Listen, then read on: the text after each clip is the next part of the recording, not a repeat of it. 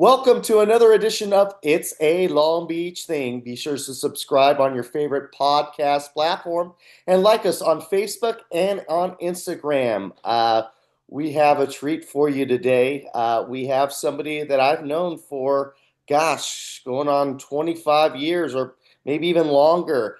A former high school classmate of mine, now board president of Long Beach City College. Go Vikings! Uduak-Joe Ntuk. Uduak, how are you today? Hey, Paul, good morning. I'm doing well. Great to be here. Great. Well, before we get into it, I know I told you this off air, but you showed me a lesson in kindness many, many, many years ago. So you're a couple years older than me, and I had to go to summer school for St. Anthony's just because I just needed to go to summer school. No. And you were in there. You were, I don't know if you're taking another class or just there or whatever, but you were in the quad, and you as a athlete in tip top shape, one of the more popular kids at the school. I'm walking in.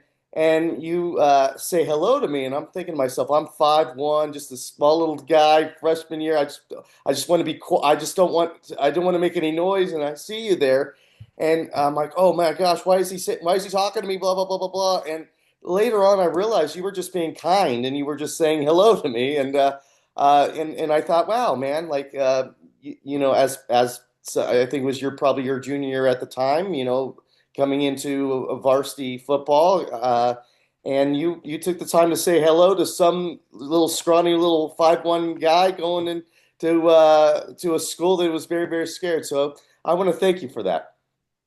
Well, thanks for sharing. I was very involved in college and sorry, in high school and student government and football and soccer and we're all on the same campus, and it's I don't know if were you in my brother's class?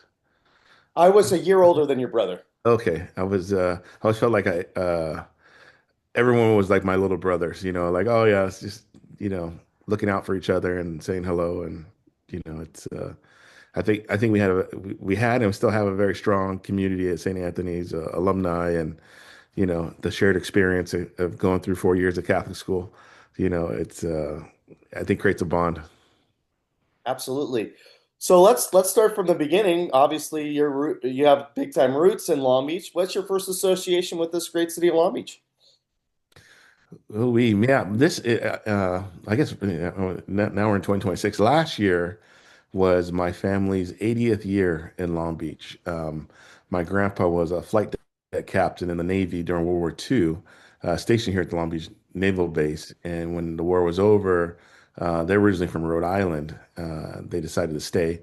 It's him, my grandmother, and my mom was about 2 years old at the time. So we've had someone living here continuously since World War II.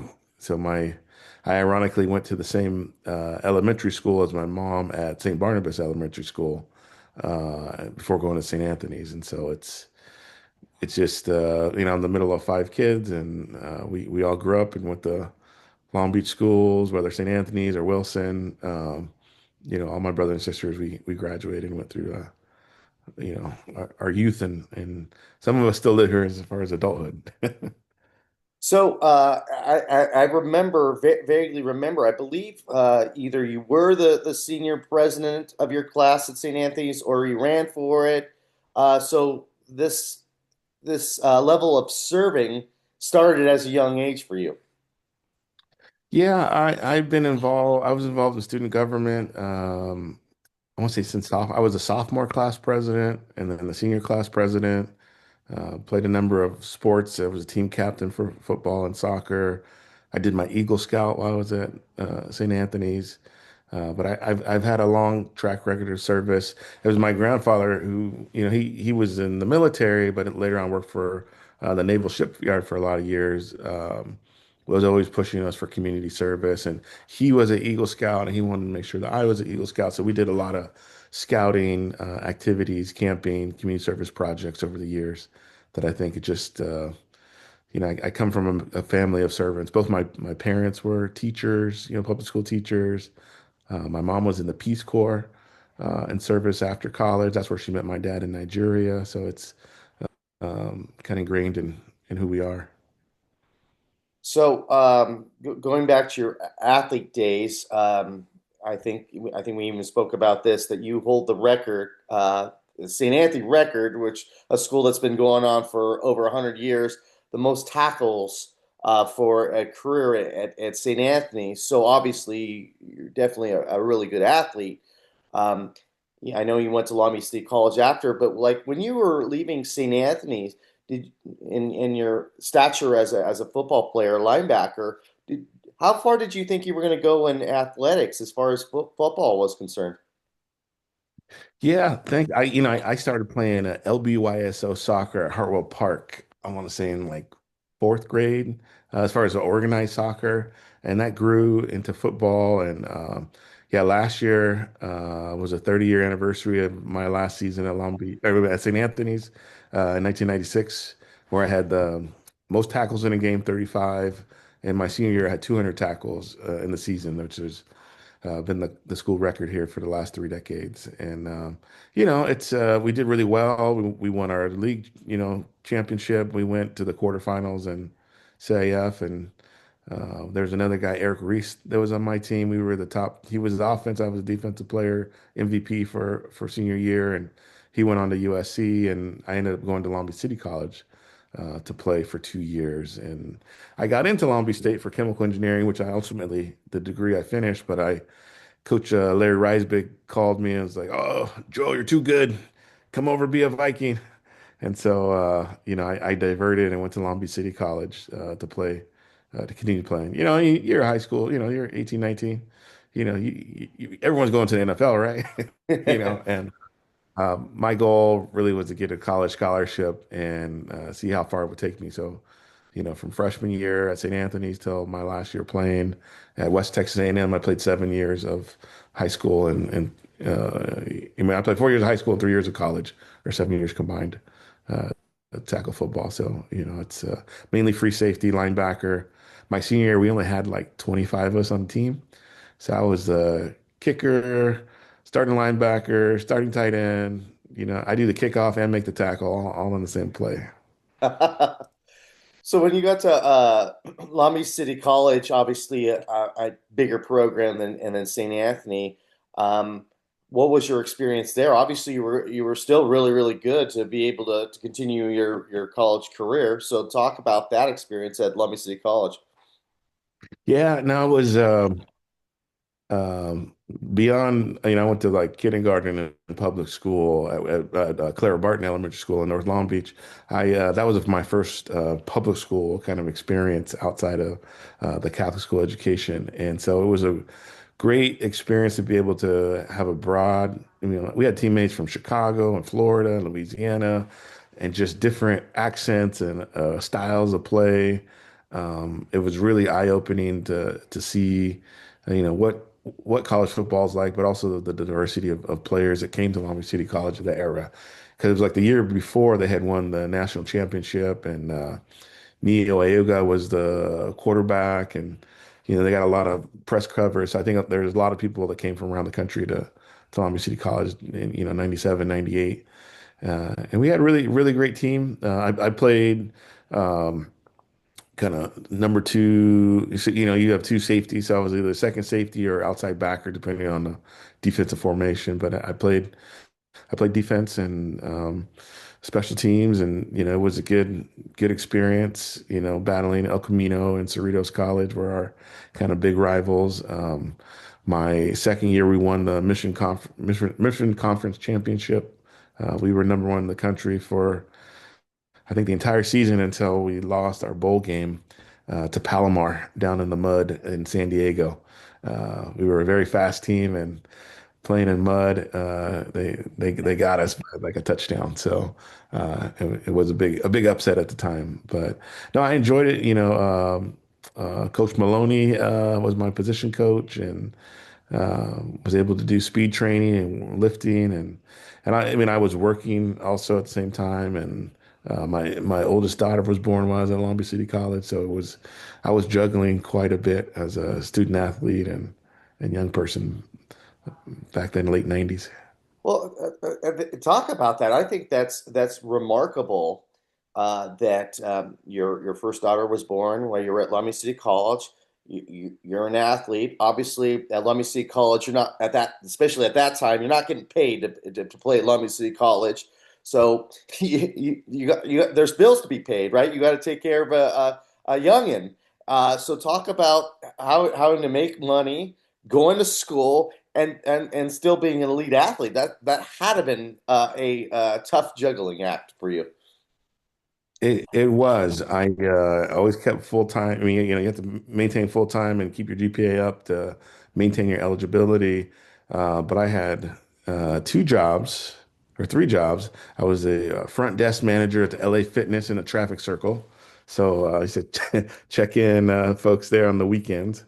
And then I worked as a busser, food deliverer at the Fish House restaurant down on Pine Avenue and Broadway, and then also at the 555 Steakhouse.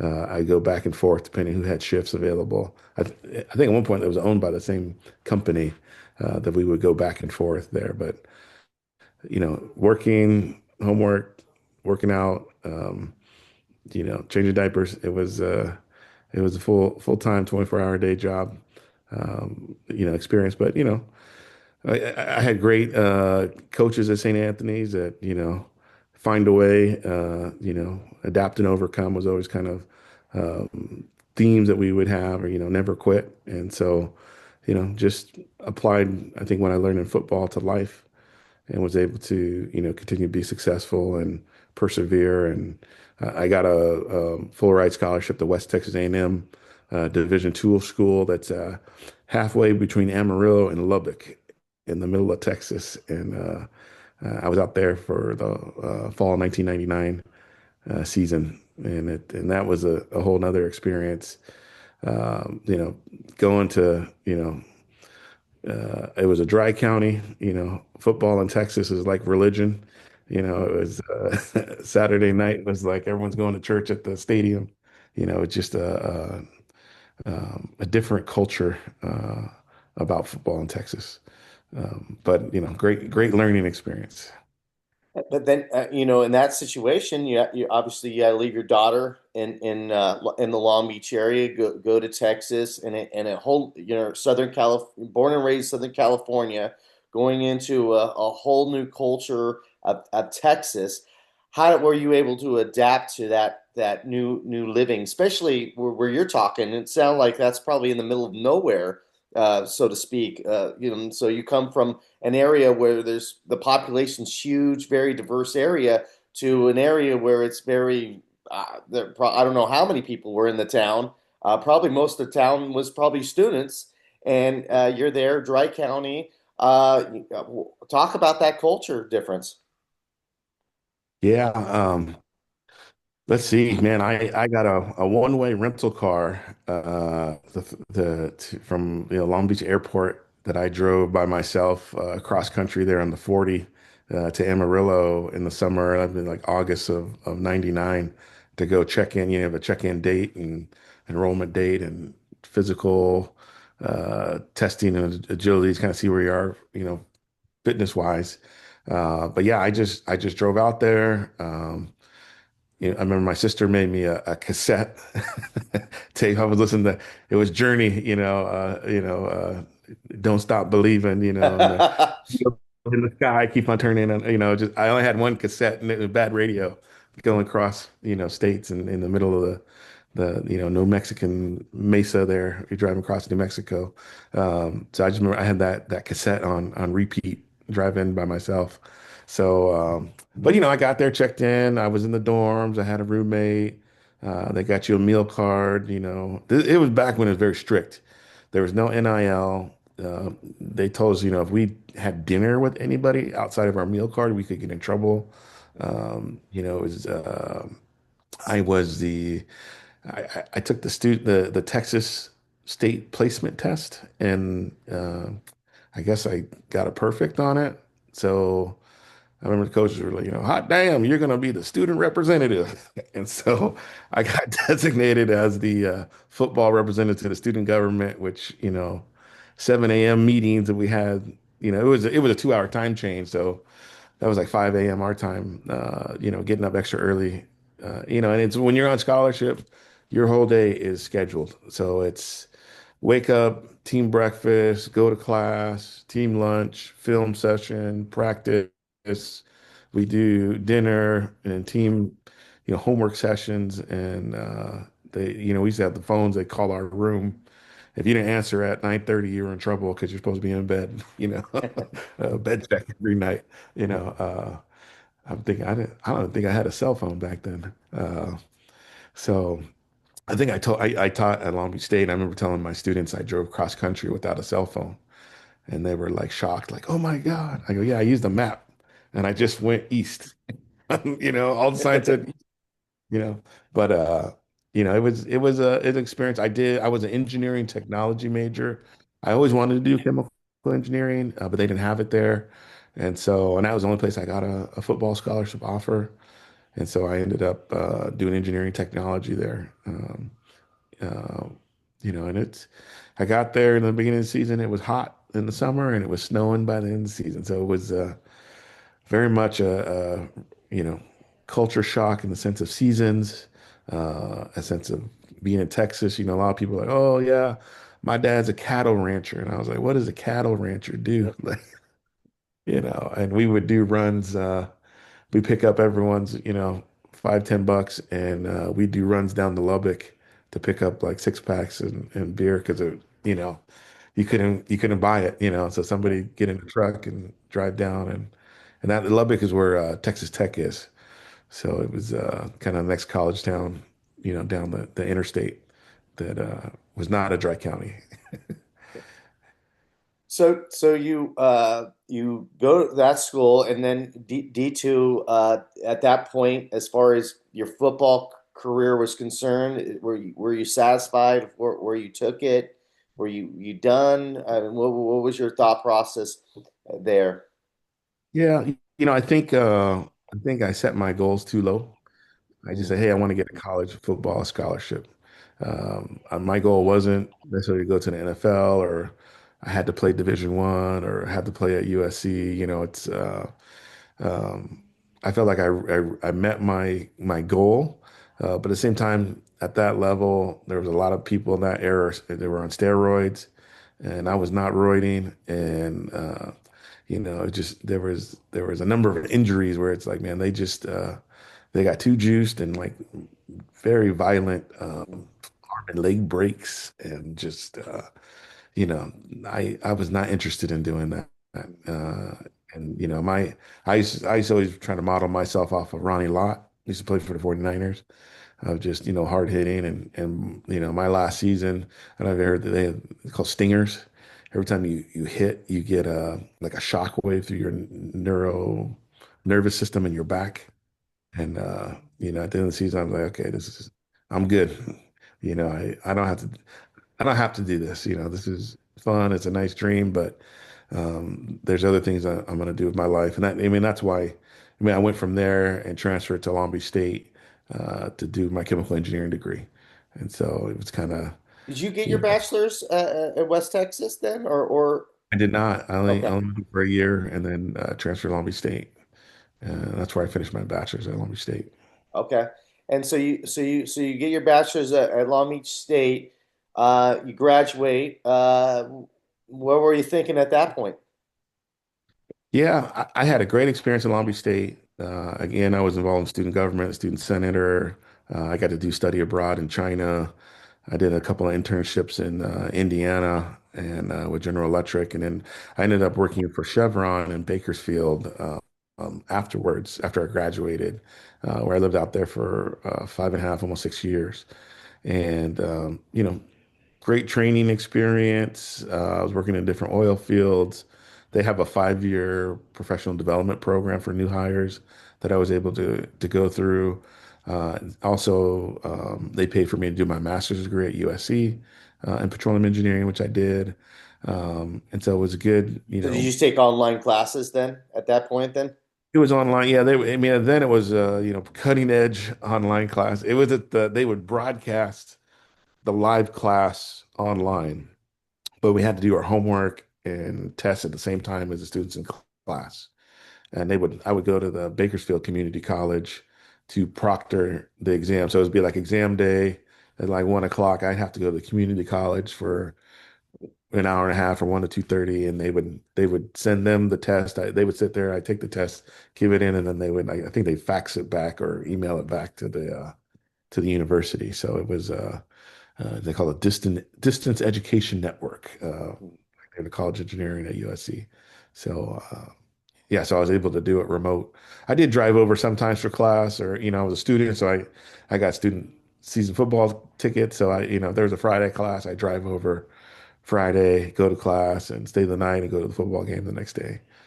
Kind of try to be connected on campus and network and So, enjoy. so a few things. So, your discipline had to been pretty high because obviously you're getting your master's USC, and they don't just let anybody get a master's USC. So, obviously your GPA throughout Long Beach City College and then West Texas and at Long Beach State must have been pretty high.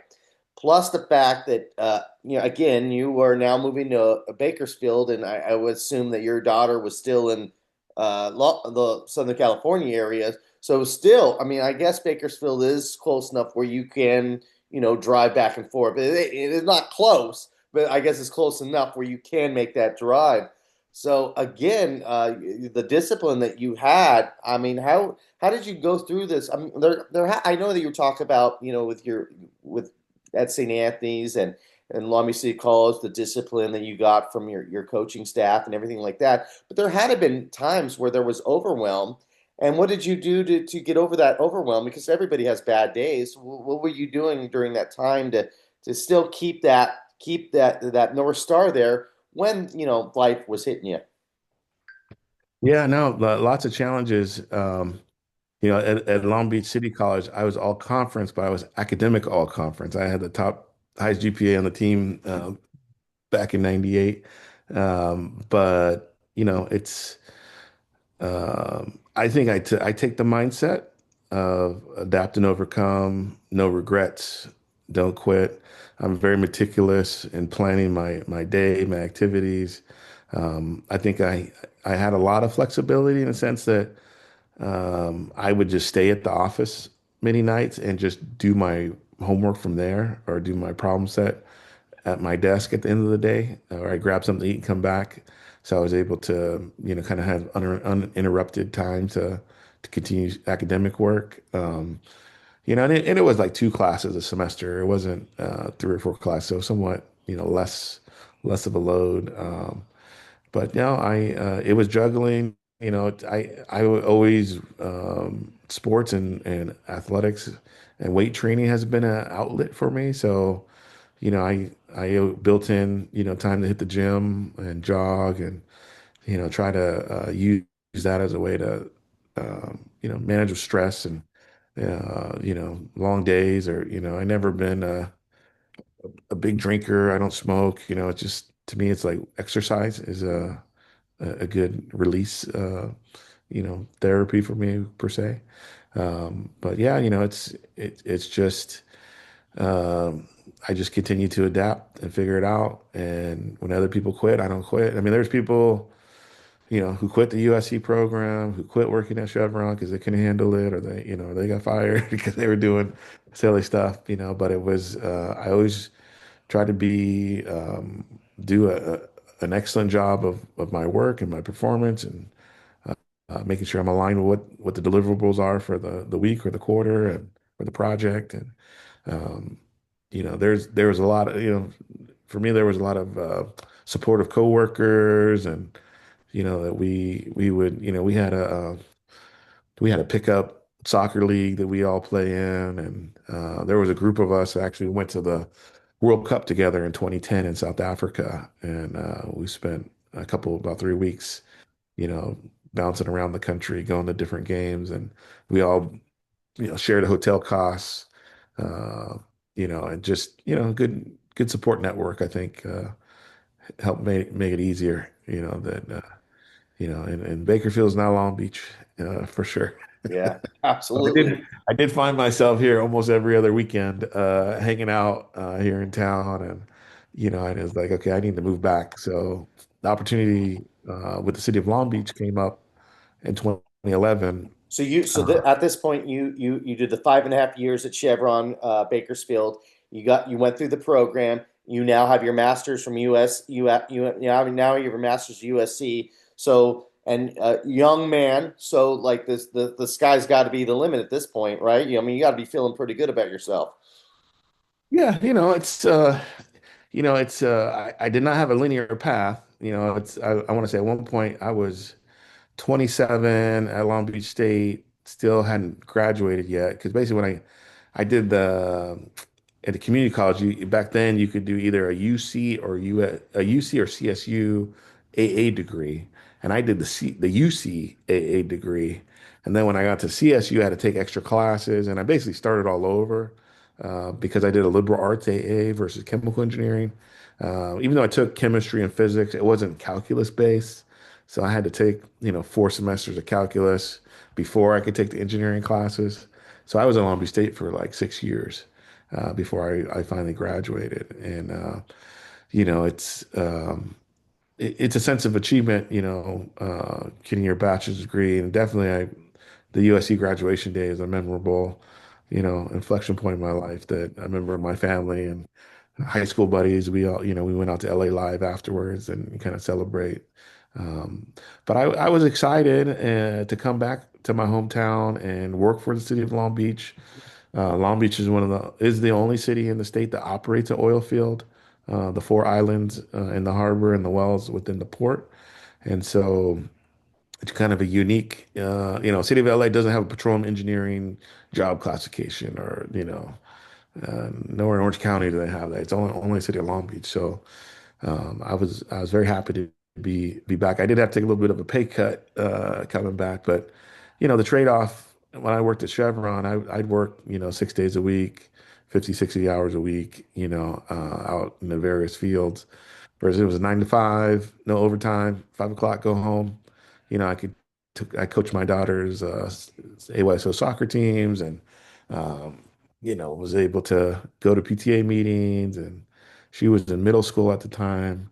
So, just allowed me to be a lot more present and support her from middle school through high school, as far as, take her to school every day, and soccer practice, and, SAT classes and everything, as she progressed through high school at Wilson. She graduated from Wilson High School. So, it was a good experience to be back, and be able to. She didn't want to continue on the tradition of the St. Anthony Saints, huh? No, she didn't. I got one more shot. I have a 9-year-old son. He might go to St. Anthony's, even though he's already declared for St. John Bosco. He told me he's ready to play football there. Ah. He plays the flag football on the weekends at Bosco, and so he's ready to play at Panish Family Field, you know, in fourth grade. Set the goals early. Yeah, yeah. So So okay, so you work for the city of Long Beach, the oil fields, and where do you take it from there? yeah, I want to say the big, at least big jump for me from there was going to the city of Los Angeles in 2016. I had the opportunity to apply and um, get the petroleum administrator job in Los Angeles. It's a unique role. It hadn't really been filled full time in about 20 or 30 years in LA, but it's in the municipal code. And LA, historically in the 1920s, LA was the largest oil producer in the country and one of the largest in the world, in Los Angeles. And so they had someone at the city, or service staff folks at the city, to administer um, the oil interest for the city. So I don't know if you've seen that show, Landman. Yeah. Uh, that role was basically the landman for the city of LA. So administering all the oil and gas leases, the royalties, the different contracts, oversaw all the pipeline franchise. There was oil or natural gas or chilled water pipeline that goes through the city, they have to pay a fee to the city government. And so, very unique role, but got to work with Mayor Eric Garcetti, LA City Council, and Herb Wesson was council president, and worked in the Board of Public Works, and just, any and everything that happened oil related. I think the municipal code says all matters petroleum are my job duties. So, the Aliso Canyon natural gas well blowout was the largest natural gas well blowout in U.S. history happened then, and the kind of cleanup and post accident analysis.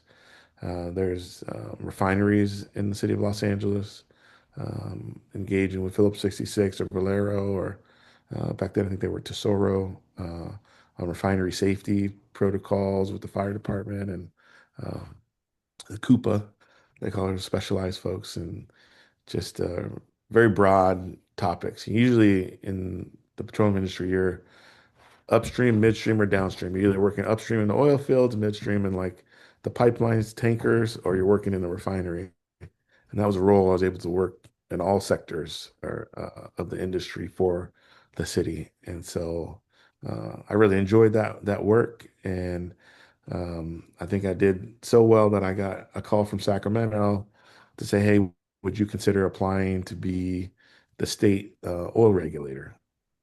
And I got appointed in October of 2019 to oversee all the oil fields in the state of California as the state energy regulator, for oil fields, geothermal fields, and underground gas storage facilities across California. So that was a big jump from my cubicle in the city of Long Beach to City Hall in LA to Sacramento. And we had 400 staff and 5 offices across the state, and I was the executive officer for the organization. Wow. So you had this big job, this big opportunity, and it sounded like you made another left turn and you came back to Long Beach. How did that all come about? Because like a job like that, you almost think about like expanding that to the nation or whatever. Yeah. Now, interestingly enough, there was a regional office here in Long Beach for the state. It used to be called Dogger. Now they call it CalGEM. Or it got renamed the California Geologic Energy Management Division, CalGEM. And so there was an office here in Long Beach. So I commuted to Sacramento for 3.5 years. Fly up Monday morning, the 6 o'clock flight out of or 7 o'clock flight out of Long Beach into Sacramento, stay in a hotel for 3 or 4 days, fly back Thursday or Friday afternoon, depending on what was happening that week in the capital. And then the pandemic hit, where we basically were forced remote work for almost 2 years. So, which got me back to Long Beach because I worked out of my house here in North Long Beach for the through the pandemic, before starting to travel back to Sacramento a couple times a month. So it's I left, but I was still here. During my time in Sacramento. So so then with this job, how did you transition over to Long Beach City College? Well, so concurrently, I was already on the Personnel Commission back in the end of 2015, early 2016, where I did two terms on the Personnel Commission, which is overseeing job hiring for classified employees, instructional aides, janitors, um, the classified employees, various classified employees at the district, which I want to say there's maybe about 1,200 folks. Um, but it's the job hiring process and disciplinary review. Someone got in trouble and they wanted to petition to, another level of review of their status. That it would come to the Personnel Commission. And then I ran for the College Board in 2018 and won the election in April of 2018, and got sworn in, I want to say in June or July of 2018. And so that was when I was at the city of LA at that time. So, I just, you know, maintain my residence and, we meet officially once a month. There are other activities that we can do, but plus also it was a pandemic, so there was no in-person activities for, 2 years. Mhm. 20, 2000, 2001. I'm sorry, 20. Yeah, 2020, 2021, 2022 kind of we reopened. So um, there was just, overlap. The nice thing is like the meetings are at night. You can work during the day. I can schedule, I know when the meetings are going to be, so I can schedule time off or avoid, you know, conflicts of that day and evening time. So, you know, it was, I want to say, ironically, it was easier because of the pandemic to Mm. do both because I was in the same place at my house for all of it. We had Zoom college board meetings there for a year and a half, almost 2 years. So made it work, and just this is being on the college board is really volunteer, almost volunteer service. We do get a very small stipend of about $400 a month, but the time and effort you spend is far more than if that was minimum wage level calculation. But it's my alma mater. My grandparents went there after the war. Both my parents went there for career pivots. I was a student. My oldest daughter went there and played soccer for a year, college soccer. Even my second daughter, she did some dual enrollment classes there. So it's been really, a resource and asset for my family over the decades. And so it's a great privilege to be able to give back. And I represent the part of North Long Beach where I grew up, where my grandparents' home is still in the family here. And it's just a unique, special opportunity to give back and serve the community, and it fits. It's part time. It's not a full time job. I was teaching classes at Long Beach State. I don't teach classes anymore. When you're on the board, you can't teach classes at the college. I have a colleague that used to teach classes, and when you're on the board, you can't do both. So, um, but it's an opportunity to drill in on the budget, make sure programs align with the students' needs of today, be able to give input on what's the future direction and the leadership of the schools. We're not employees. We don't do the operations, but we set the policy. We do the budget. We do get to go to Sacramento and DC and lobby on behalf of the college for federal funding or state grants and state policies. So it's a unique role to kind of be that ambassador of the college. So with your connections with Sacramento, did that make it easier for you when you're lobbying for Long Beach City College because you may have a personal relationship with some of those people that you're talking to? It does. I don't know how here in the last 20 years I've been involved in California politics. Half the folks in the legislature I've come to know over the years, or I've been a delegate to the Democratic National Convention the last five conventions since 2008, and we all go as California to represent across the country in North Carolina or Chicago or wherever the convention is each year. So, we were actually in Sacramento last weekend, and Mike Fong, who used to be a LA Community College trustee, is now in the assembly, and he's the chair of the higher education committee. So it's really easy to. I've known Mike for 15 plus years, even before we both were in elected office. We actually both used to work in City Hall together before he got elected to the LA College Board and I'm to the Long Beach College Board. So having established relationships makes it easier to advocate, follow up, articulate what is the issues we're facing versus how that translates statewide. So that it's very helpful to have a series of relationships, and but ultimately, it comes up to budget negotiations with the speaker and the governor and the Senate pro tem are the final shot callers, and we just try to give our perspective of consider this when you're making the final choices. And then obviously this is a family affair because your wife is heavily involved in local government.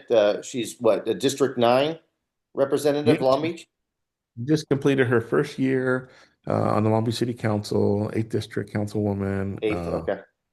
And it's her background is in housing and economic development, or I'm energy and the environment. So we try to diversify, but she brings a perspective that I think we really need in the city as far as housing policy, addressing homelessness, making sure we're building up our small businesses and creating workforce development opportunities for our residents. So I think she's been a great addition to the council. Her background is in urban planning, and we always joke, she went to MIT, but I'm the engineer in the family, so we You went to divide. MIT? She went to MIT. Whoa. Yeah, she That's did her. probably one of the hardest schools in the nation to get accepted to. That's a feather in her cap for sure. Yeah, no, she's a firecracker. Yeah, she went to Berkeley undergrad and then MIT for a master's in city planning.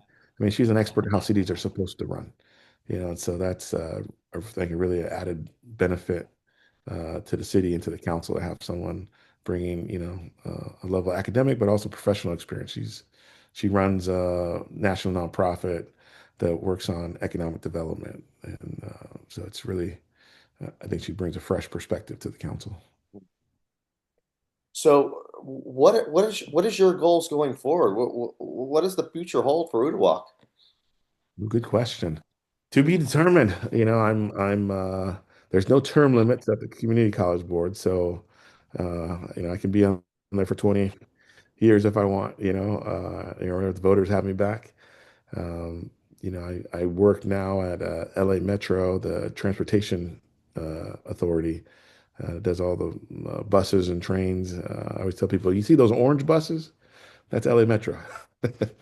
So we're the transportation agency for the county, and I do all the energy planning and projects. So I just got a 15-year energy plan adopted by the board and oversee construction projects that range from EV charger build out to building optimization, distributed energy resources, really anything energy related at the agency. It falls in my portfolio.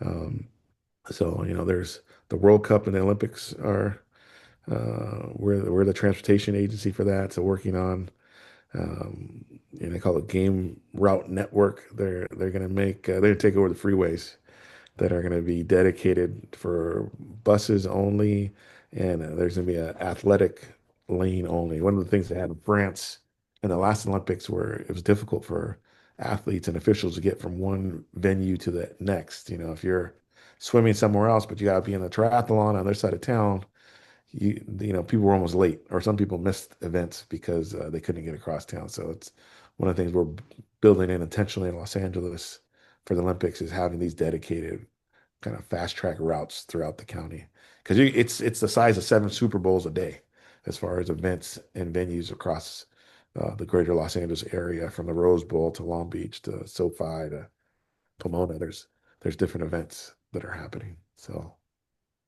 Yeah, I was going to ask you. I mean, if you're in charge of that, yeah, the Olympics has got to be the number one priority and getting going. And I would imagine you're extremely busy doing that with the logistics of all that. yeah, no, it's fun. It's fun to be involved in a global event. But our first priority is this summer with the World Cup. We have a number of games at SoFi, and it's going to be the trial run. A lot of the protocols that will go into the Olympics will happen this summer, in kind of May, June, July, as the World Cup games unfold and the different fan zones and routes. And I mean, I don't know if you saw the Copa America tournament the US hosted, I want Yeah. to say 2 years ago. And, people were breaking into the stadium in Miami to see the final and climbing through the air conditioning ducts and, storming the gates. It's like we have to be security ready for a very excited international crowd that's going to be here for the World Cup. Uh, is going to be our upcoming near term challenge.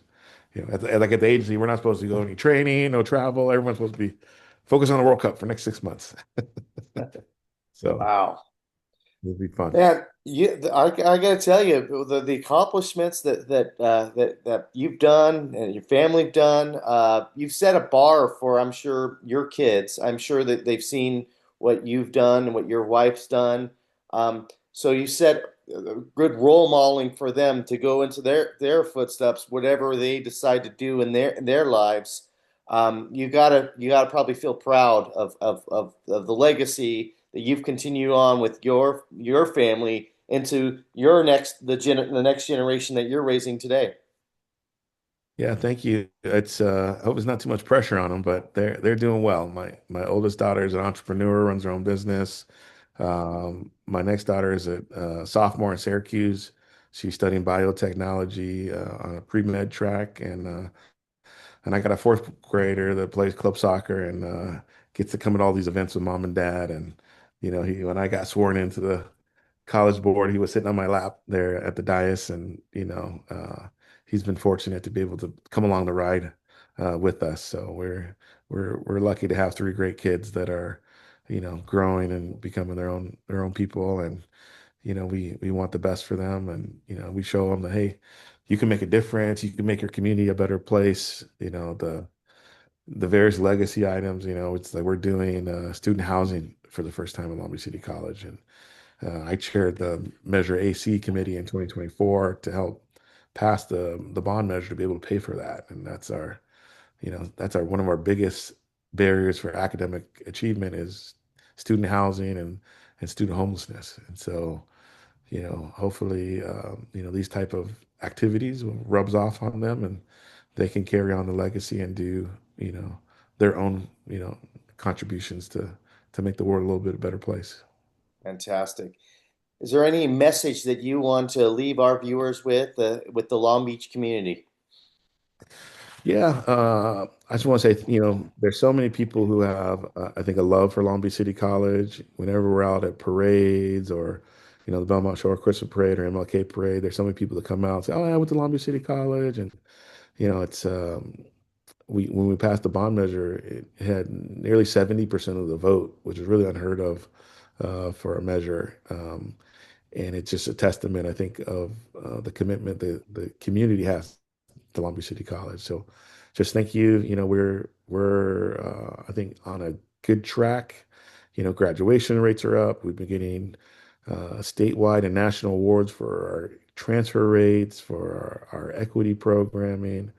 Uh, we have the North Long Beach Higher Education Center that does ESL and job training classes. And it's really, I tell folks, this is your community college. Whether you go there or not, we have 100% admissions rate.